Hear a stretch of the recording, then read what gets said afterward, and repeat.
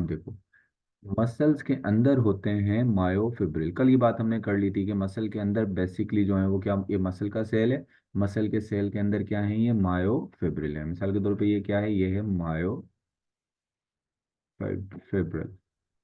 अब इस मायोफिब्रिल के अंदर क्या होते हैं, थिन फिलामेंट होते हैं। कल ये बात कर रहे थे ना, तो मैं येलो कलर के बना देता हूँ, ये हो गए आपके थिन फिलामेंट। ये क्या है, ये है थिन फिलामेंट। और इन थिन फिलामेंट के साथ जो है यहाँ पर सेंटर में यहाँ बना देता हूँ, ये कौन से वाले फिलामेंट हैं, ये है थिक फिलामेंट हो गई। ये कौन से वाले फिलामेंट हो गए, ये हो गए थिक फिलामेंट। अब थिन फिलामेंट के अंदर इस तरह से एक लाइन है जिसने थिन फिलामेंट्स को आपस में मिलाया हुआ है, कनेक्टिव टिश्यू की एक लाइन है, जिसको हम क्या कह रहे हैं, जेड लाइन, और ये भी जेड लाइन है। सही है। फिर इसी तरीके से मायोफिब्रिल को आप आगे ले जाओ, अगर आगे तो नहीं ज़्यादा चलेंगे तो फिर यहाँ पर एक दूसरे, इसी तरह से ये दूसरा यहाँ पर थिक फिलामेंट होगा, ऐसे आ जाएगा। ऐसे बहुत सारे थिन और थिक फिलामेंट होंगे, और ऐसे बहुत सारी, इसके बाद आगे फिर एक और जेड लाइन ऐसे बनेगा ये सारा। तो अब दो जेड लाइन के दरमियान वाले हिस्से को हम क्या कहते हैं, इसको हम कहते हैं सार्कोमेयर। तो क्या कहेंगे, सार्कोमेयर। असल में जो कंट्रक्शन होती है, यानी जब मसल कॉन्ट्रैक्ट होता है, तो ये दो जेड लाइन एक दूसरे के क्या आ जाएंगी, करीब आ जाएंगी। यहाँ की भी दो जेड लाइन एक दूसरे के क्या आएंगी, करीब आएंगी। तो अब बात कर लेते हैं किसकी, मसल के कंट्रक्शन की। तो मसल कंट्रक्शन के हवाले से अगर बात करें, तो आपका ये जो फेडरल बोर्ड की जो ये बुक है, ये मसल कंट्रक्शन को जो एक्सप्लेन कर रही है, तो सबसे पहले तो आपको पता होना चाहिए कि मसल कॉन्ट्रैक्शन को जो मॉडल एक्सप्लेन करता है उसको हम कहते हैं, जो थ्योरी एक्सप्लेन करती है उसको हम कहते हैं स्लाइडिंग फिलामेंट थ्योरी। अब ये स्लाइडिंग फिलामेंट थ्योरी जो है वो किस चीज़ को एक्सप्लेन करती है, ये एक्सप्लेन कर रही है कि मसल की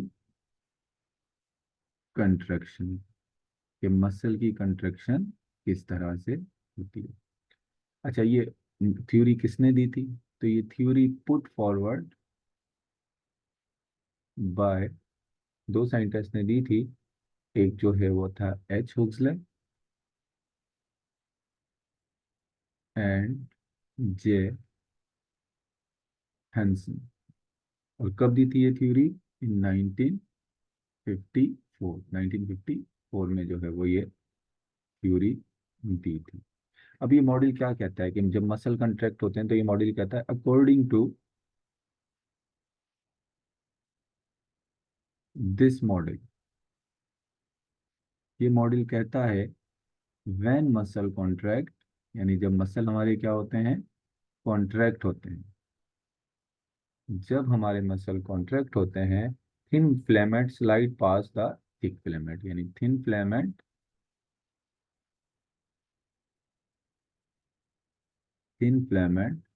slide past the thick filament. अब मिसाल के तौर पे मैं सिर्फ यहाँ पर जो है वो पूरा का पूरा मसल्स नहीं बना रहा हूँ, का पूरा नहीं बना रहा हूँ, या फिर मैं सिर्फ एक जो है वो सार्कोमेयर यहाँ पर ले रहा हूँ। मिसाल के तौर पे ये जो है वो क्या है, ये हैं थिन फिलामेंट। ये कौन से वाले फिलामेंट हैं, ये हैं थिन फिलामेंट। इसको समझ लें कि ये जेड लाइन है, और ये वाइट कलर के क्या है, ये थिन फिलामेंट है।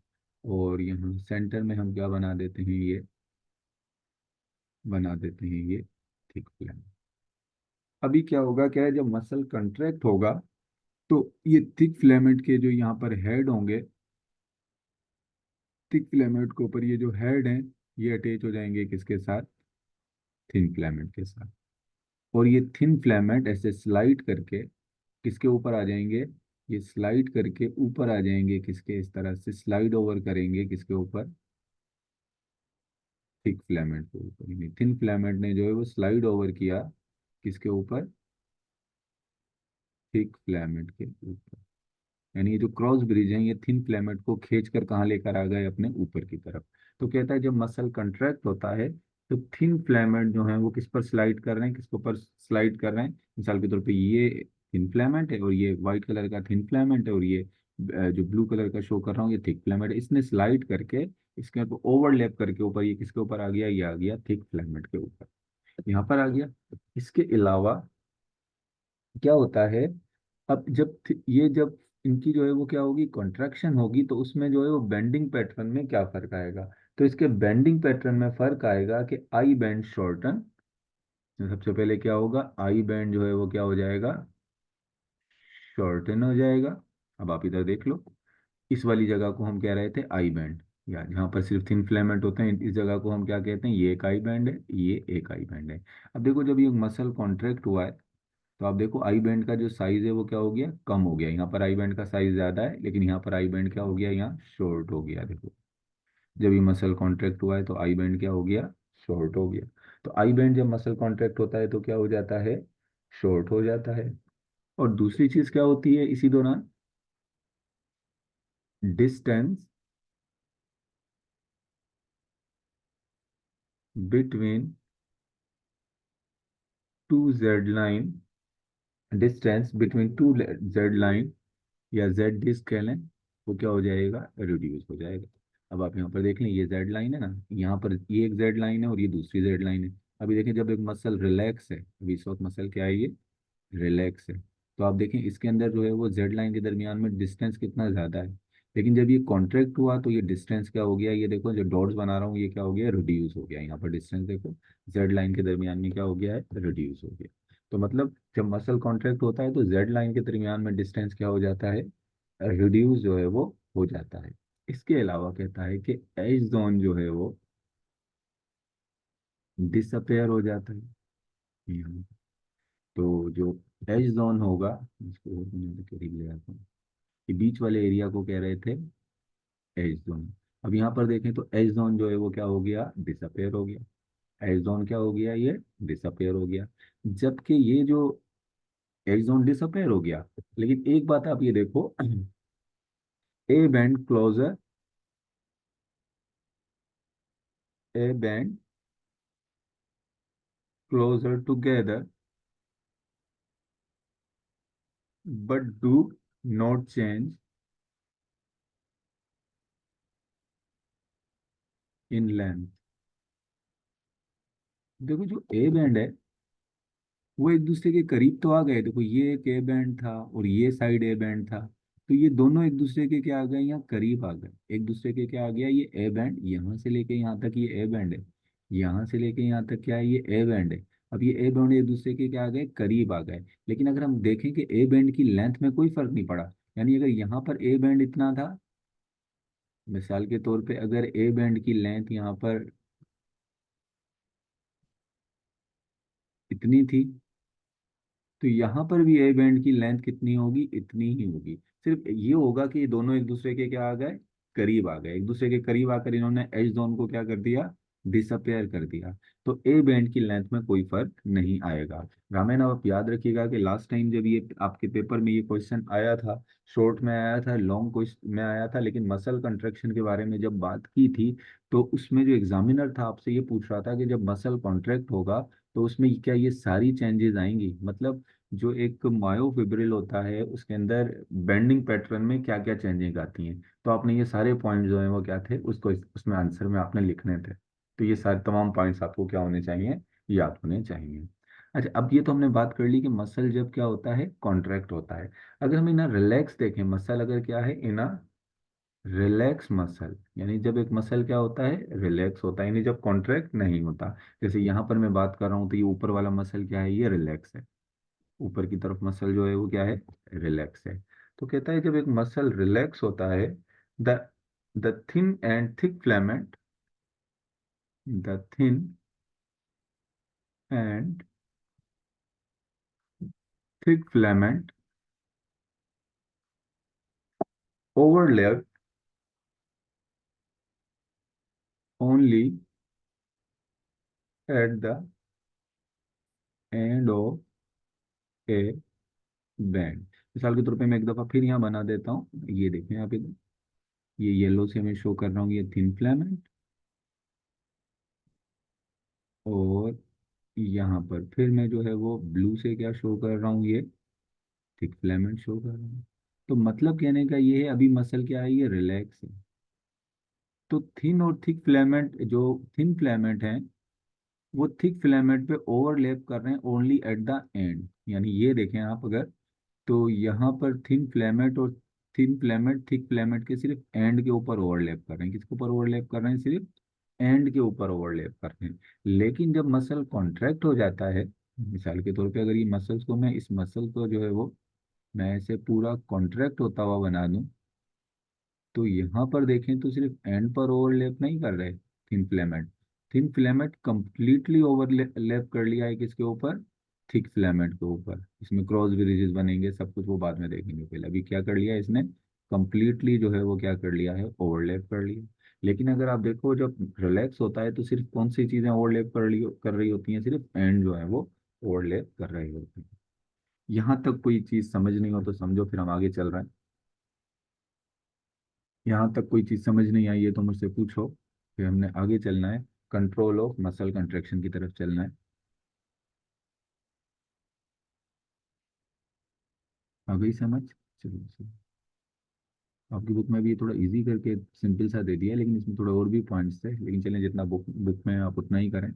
अच्छा, आगे जो है वो हम चलते हैं नेक्स्ट टॉपिक की तरफ, और वो है कंट्रोल ऑफ मसल कंट्रैक्शन। मैंने बता तो दिया कि मसल कॉन्ट्रैक्ट हो जाता है, ऐसे हो गया सब कुछ, लेकिन इसको कंट्रोल कौन कर रहा है, तो यहाँ पर हम देखेंगे कंट्रोल ऑफ मसल कंट्रैक्शन। यानी हमारी जो मसल कंट्रैक्शन होती है, इसको कौन सी चीज जो है वो क्या करती है, कंट्रोल करती है।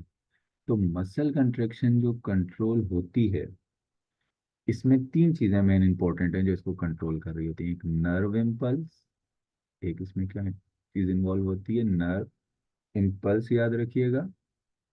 दूसरा इसमें होता है कैल्शियम आयंस, और तीसरा इसमें होता है एटीपी। ये तीन चीजें जो हैं वो क्या होती हैं, मसल कंट्रैक्शन को जो है वो क्या करती हैं, इनिशी जो है वो कंट्रोल कर रही होती हैं। ये तीन चीजें अगर ना हो तो हमारे पास मसल की कंट्रैक्शन तरह ना हो। तो सबसे पहले स्टार्ट कर देते हैं किससे, नर्व इम्पल्स। अब देखो, नर्व इम्पल्स के बारे में अगर हम बात करें, सर शॉर्टनिंग ऑफ सार्कोमेयर की इवेंट में लेंथ ऑफ सार्कोमेयर वेरी होगी या नहीं? नहीं, लेंथ ऑफ सार्कोमेयर भी तो कम हो जाएगी, सही है। बाकी लेंथ ऑफ सार्कोमेयर क्या हो जाएगी, कम हो जाएगी। ये भी मुझे एक पॉइंट यहाँ पर बताना चाहिए क्या, जब दो जेड लाइन एक दूसरे के करीब आएंगी तो लेंथ ऑफ सार्कोमेयर क्या हो जाएगी, कम हो जाएगी, सही है ना? क्योंकि देखो ना, ये दो इधर देखो एक मिनट, ये दो जेड लाइन, ये जो दो जेड लाइन का दरमियान वाला हिस्सा है, इसको हम क्या कह रहे हैं, सार्कोमेयर कह रहे हैं। तो अब आप यहाँ देखो सार्कोमेयर की लेंथ क्या हो गई, कम हो गई। यहाँ ज्यादा थी दो सार्कोमेयर, और यहाँ सार्कोमेयर की लेंथ क्या हो गई, कम हो गई। तो देखो, नर्व इम्पल्स जो है बेसिकली, नर्व इम्पल्स के बारे में अगर हम बात करें, तो जो मसल की कंट्रैक्शन है, muscle contraction initiated by nerve impulse. यानी मसल की कंट्रैक्शन को जो इनिशिएट करता है वो कौन करता है, नर्व इम्पल्स। अब मिसाल के तौर पे अगर मैं एक मसल फाइबर बना रहा हूँ, ये एक मसल फाइबर, सही है? इसको हम कह लेते हैं कि ये एक मसल फाइबर, और मसल फाइबर के अंदर, सॉरी नहीं लगा, फिर इसको यहाँ टी ट्यूब्यूल भी बना लेता हूँ। ये एक मसल फाइबर है, ये टी ट्यूब्यूल है, ठीक है। अब जब इस मसल फाइबर को कॉन्ट्रैक्ट होना होगा, तो मसल कॉन्ट्रैक्ट कैसे होगा, इसके अंदर तो मायोफिब्रिल होंगे, बहुत सारे मायोफिब्रिल होंगे ना। चलो मैं एक मायोफिब्रिल बना लेता हूँ, ये मैं एक मायोफिब्रिल बना रहा हूँ, इसके अंदर बहुत सारे मायोफिब्रिल होंगे, समझाने के लिए एक बना रहा हूँ। अब इन मायोफिब्रिल के अंदर क्या होंगे, थिन और थिक क्या होंगे, फिलामेंट होंगे। बहुत सारे होंगे, मैं एक ही बना लेता हूँ, सिर्फ ये थिन फिलामेंट येलो कलर के, और इसके बीच में जो है वो बना देता हूँ कौन सा फिलामेंट, ये थिक फिलामेंट बना देता हूँ। सही है। और यहाँ पर जो है वो बात कर लेते हैं, तो ये क्या हो गई, दो जेड लाइन हो गई। ठीक। अब इस वक्त ये मसल रिलैक्स है। अब इसको मसल को कॉन्ट्रैक्ट होने के लिए कि थिन फिलामेंट स्लाइड ओवर करके किसके ऊपर आ जाएं, थिक फिलामेंट पर आ जाएं, तो इसको मैसेज कहाँ से आएगा, इसको मैसेज आएगा जब हमारे मसल्स को कॉन्ट्रैक्ट होना होता है, मैसेज आता है ब्रेन से। मैसेज कहाँ से आता है, ब्रेन से। और ब्रेन से एक मोटर न्यूरॉन मैसेज लेकर आता है। सही है। अब मोटर न्यूरॉन जो मैसेज लेकर आता है, वो जगह जहाँ पर एक कनेक्शन बन रहा होता है मोटर न्यूरॉन और आपके मसल सेल के दरमियान में, इसको कहते हैं मोटर एंड प्लेट। इस जगह को क्या कहते हैं, मोटर एंड प्लेट। जब मैसेज आता है, मोटर न्यूरॉन मैसेज लेकर आता है, तो मोटर न्यूरॉन एक केमिकल सिक्रीट करता है इस टी ट्यूब्यूल में। टी ट्यूब्यूल में क्या सिक्रीट करता है, केमिकल सिक्रीट करता है, और उस केमिकल को कहते हैं एसिटाइकोलिन। उस केमिकल को क्या कहते हैं, एसिटाइकोलिन कहते हैं। तो नर्व इम्पल्स जो है वो बेसिकली मसल कंट्रक्शन को इनिशिएट करती है। और कैसे इनिशिएट कर रही है, तो मिसाल के तौर पे ये नर्व इम्पल्स जो है ये कैरिड होती है, यानी ये सार्कोलीमा को जो है वो एसिटाइकोलिन जो है वो कैरिड करती है, इसकी तरफ ट्रांसफर करती है, सार्कोलीमा की तरफ। सार्कोलीमा किसको कह रहे हैं, मसल्स की सेल मेम्ब्रेन को। और सार्कोलीमा ये किसको दे देता है, sarcolemma send it to T tubule. Sarcolemma इसको किसको दे देता है, टी ट्यूब्यूल को। अब देखो ये नर्व इम्पल्स है, ये जो बेसिकली न्यूरॉन लेकर आ रहा है यहाँ से, जिस तरह ये मैं डॉट्स बना रहा हूँ, ये नर्व इम्पल्स आई। नर्व इम्पल्स कहाँ गई है, एक मिनट में इसको दोबारा से थोड़ा बना दूँ, इरेज करके। यहाँ से ये देखो, मैं इसी पॉइंट को कुछ थोड़ा समझाता हूँ आपको। ये जो मैं ब्लू डॉट से शो करूंगा, ये नर्व इम्पल्स होगा जो ब्रेन से आ रहा है। चलो सही है, ये नर्व इम्पल्स आई, मोटर न्यूरॉन से आई, ये सार्कोलीमा की तरफ। सार्कोलीमा ने नर्व इम्पल्स किसको दे दी, टी ट्यूब्यूल को। सार्कोलीमा से नर्व इम्पल्स कहाँ गई, टी ट्यूब्यूल की तरफ। और टी ट्यूब्यूल जो है वो इसके देन टी ट्यूब्यूल से कहाँ चला जाता है, then it goes to sarcoplasmic reticulum. अब इसके टी ट्यूब्यूल के दोनों तरफ कुछ एंडोप्लाज्मिक रेटिकुलम होते हैं, जिनको हम क्या कहते हैं, सार्कोप्लाज्मिक रेटिकुलम। और जब सार्कोप्लाज्मिक रेटिकुलम के पास जाती है ये क्या, नर्व इम्पल्स, ये देखें ब्लू कलर से ही शो कर रहा हूँ। अब ये नर्व इम्पल्स चली गई किसके पास, सार्कोप्लाज्मिक रेटिकुलम के पास।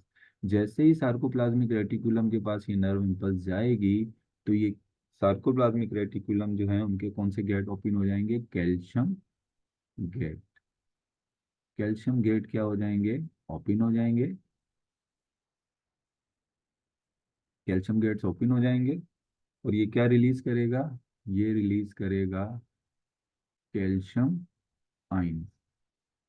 ये क्या रिलीज करना शुरू कर देगा, कैल्शियम आयन। कहाँ कैल्शियम आयन रिलीज करेगा, इन साइटोसोल, यानी इसका जो साइटोप्लाज्म है।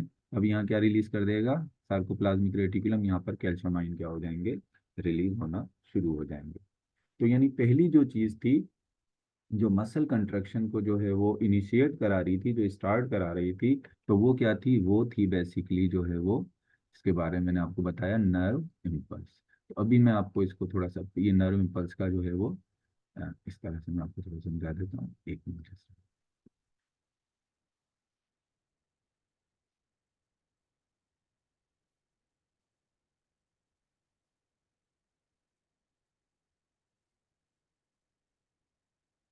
हमारे ब्रेन से एक जो है वो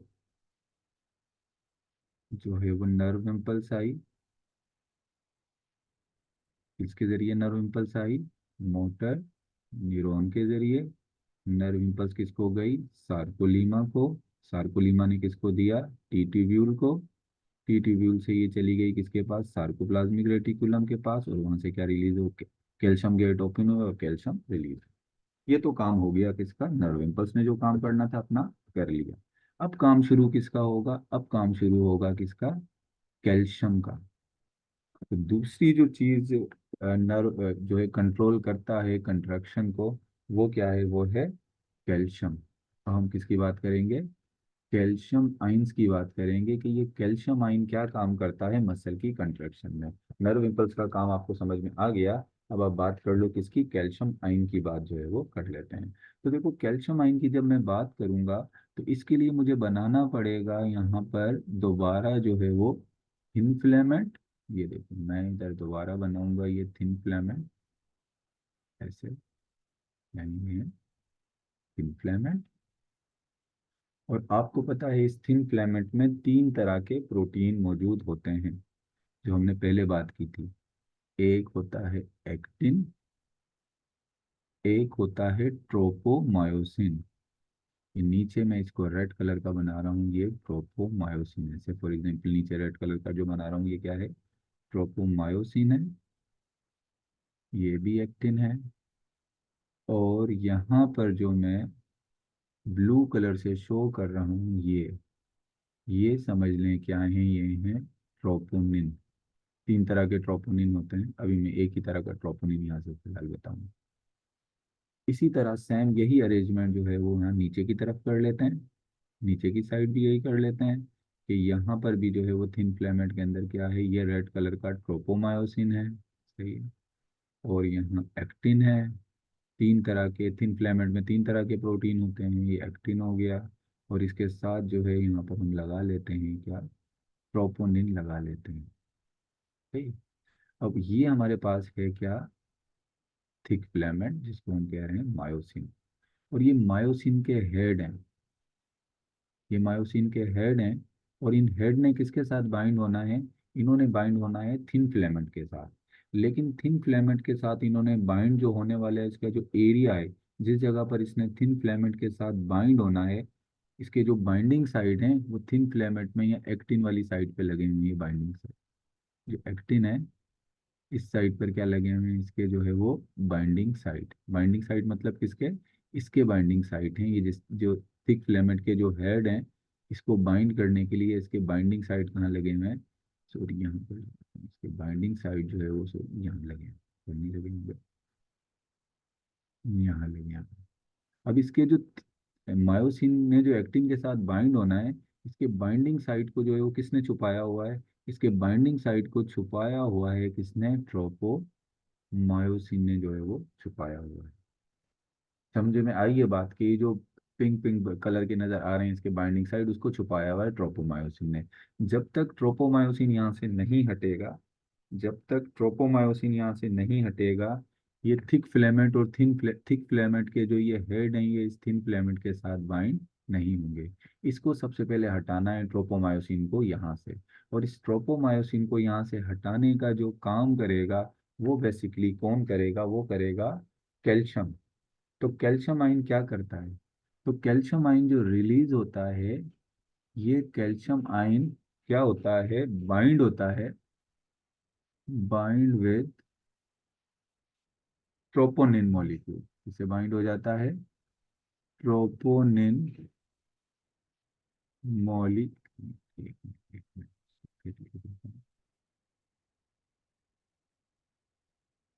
तो जब कैल्शियम का अब हम यहाँ पर काम पढ़ रहे हैं कि कैल्शियम मसल की कंस्ट्रक्शन में क्या काम करता है, तो ये जो कैल्शियम है ये बाइंड हो जाता है विद ट्रोपोनिन। इसके साथ बाइंड होगा ट्रोपोनिन के साथ, मतलब ये जो है ना ट्रोपोनिन, इनके साथ ये कैल्शियम क्या हो गया, ये बाइंड हो गया। बाइंड होकर इसके साथ करेगा क्या, तो काम ये करता है बाइंड होके एंड डिस्प्लेस द ट्रोपोमायोसिन,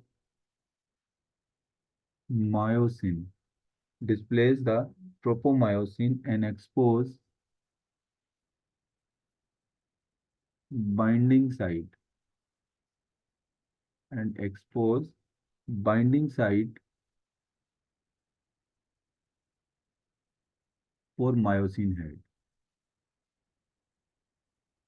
अब इधर देखो, अब ये क्या करेगा, ये जो कैल्शियम ट्रोपोमायोसिन के साथ बाइंड हुआ है, ये इसको जो है वो ट्रोपोनिन ट्रोपोनिन के साथ जो बाइंड हुआ है, जब ये ट्रोपोनिन के साथ बाइंड होगा तो ये क्या करेगा, ये इसको ट्रोपोमायोसिन को ऊपर की ये मतलब कुछ इसको ट्रोपोनिन को जो है वो थोड़ा सा मूव करवा के फिर किस पर जो है वो प्रेशर डालेगा, ये ट्रोपोनिन ट्रोपोमायोसिन के बाद। और ट्रोपोमायोसिन को मूव करवा कर इसकी जगह से ऊपर की तरफ ले जाएगा। अब मिसाल के तौर पे देखो, मैं ऐसे बनाता हूँ इसको, अब दोबारा एक और इसकी स्ट्रक्चर बना रहा हूँ कि जब ये एक्सपोज होगा, क्या एक्सपोज होगा, जब ये बाइंडिंग साइड एक्सपोज होंगे तो क्या होगा, इसने क्या किया, ये जो नजर आ रहे हैं आपको रेड कलर का ट्रोपोमायोसिन, इसने कैल्शियम जो बाइंड हुआ ट्रोपोनिन के साथ, तो उसने क्या किया, उसने सिंपल काम ये किया, ये जो कैल ट्रोपोमायोसिन है इसको कहाँ लेकर आ गया, इसको लेकर आ गया ये ऊपर।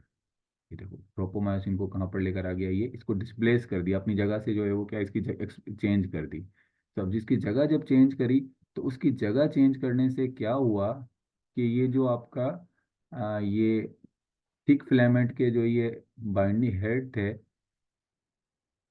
और ऊपर जो इनके जो बाइंडिंग साइड थे, जो कहाँ लगे हुए थे, जो लगे हुए थे ये थिन फिलामेंट्स के ऊपर, अब ये एक्सपोज हो गए, ये खुल गए। पहले किसने इनको छुपाया हुआ था, या रेड कलर के ट्रोपोमायोसिन ने इसको छुपाया हुआ था। जैसे ये खुलेंगे तो फौरन जो है वो क्या होगा, ये जो होगा आपका, ये जो मायोसिन का जो हेड्स हैं, ये फौरन अटैच हो जाएंगे किसके साथ, इस एक्टिन के बाइंड, एक्टिन में अपने बाइंडिंग साइट के साथ अटैच हो जाएंगे। अब ये बन जाएगा क्या, क्रॉस ब्रिज। अब क्या बन गया, ये क्रॉस ब्रिज बन गया। तो आप देख रहे हो इस क्रॉस ब्रिज को बनाने में कैल्शियम ने कितना इंपॉर्टेंट रोल प्ले किया है। तो कैल्शियम ने क्या काम किया, कैल्शियम ने इतना काम किया है कि ट्रोपोमायोसिन को अपनी जगह से हटा दिया। और उसको जब उसने अपनी जगह से हटाया तो उसका फायदा क्या हुआ, उसका फायदा ये हुआ कि नीचे जो है वो मायोसिन के जो बाइंडिंग साइट थे, मायोसिन के हेड्स के जो बाइंडिंग साइट्स थे, जो कि एक्टिन की तरफ थे, वो क्या हो गए, एक्सपोज हो गए, वो उसके साथ जाकर क्या हो गया, अटैच हो गया। अब ये हेड क्या करेंगे, इस थिन फिलामेंट को जो है वो स्लाइड ओवर करवा के किसके ऊपर लेकर आ जाएंगे, थिक फिलामेंट के ऊपर लेकर आएंगे, और मसल्स की क्या होगी, फिर कंट्रिक्शन होगी। ये तो हमने बात कर ली कैल्शियम आयन की। अब एक और चीज भी है, चलिए क्वेश्चन में ले लेता हूँ, आपने क्वेश्चन कर रहे हैं। हाँ रामीन सर, कैल्शियम ट्रोपोमायोसिन के साथ बाइंड हुआ है या ट्रोपोनिन के साथ, ट्रोपोनिन के साथ बाइंड हुआ है, वो ट्रोपोनिन के साथ, और ट्रोपोनिन के साथ बाइंड करके ट्रोपोनिन, फिर ट्रोपोनिन ट्रोपोमायोसिन के साथ थोड़ा अटैच है। तो ट्रोपोनिन को जब उसने थोड़ा सा मूव करवाया तो उसके साथ ट्रोपोमायोसिन भी मूव करके कहाँ गया, ऊपर की तरफ। ट्रोपोनिन के साथ बाइंड होकर ट्रोपोमायोसिन को मूव करवाएगा, डायरेक्ट ट्रोपोमायोसिन के साथ बाइंड नहीं होगा।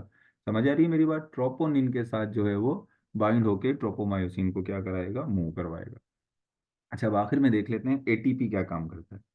एटीपी को अभी तो बताया था ना, ये भी तो मसल कंट्रक्शन में अपना रोल प्ले करता है ना, एटीपी।